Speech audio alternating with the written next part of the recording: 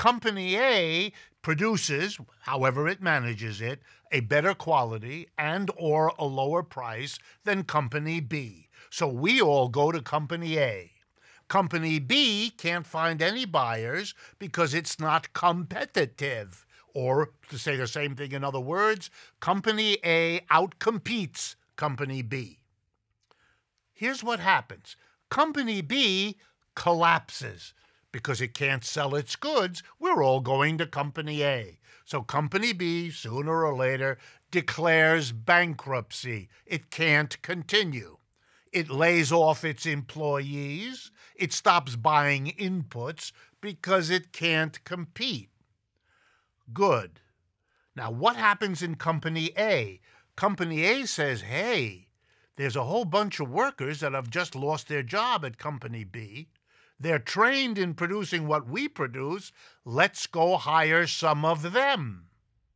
And likewise, Company A says they're not using their computers or their trucks or their other inputs. They're going to have to sell them on the second-hand market. We can get some important inputs we need at a lower price than we would have to pay if we bought them new.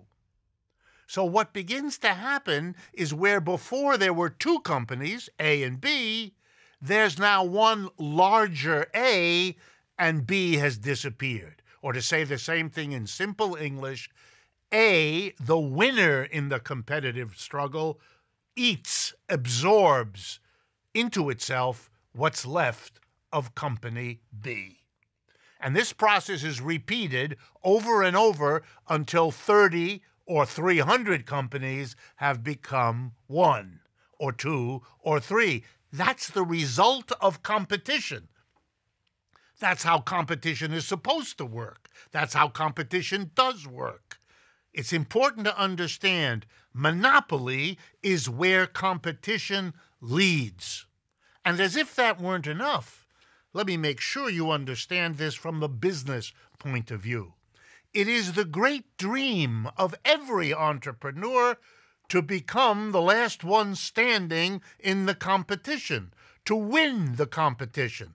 Not just because it makes you feel good, you outmaneuvered your competitors, but because if you're the last one standing, you're the monopolist. The reward for having outcompeted the others is that you're now in a position to jack up the profits and the prices way beyond what you could have done before.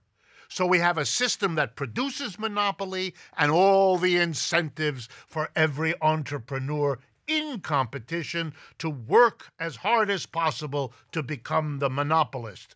So why is anyone surprised that monopolies keep happening?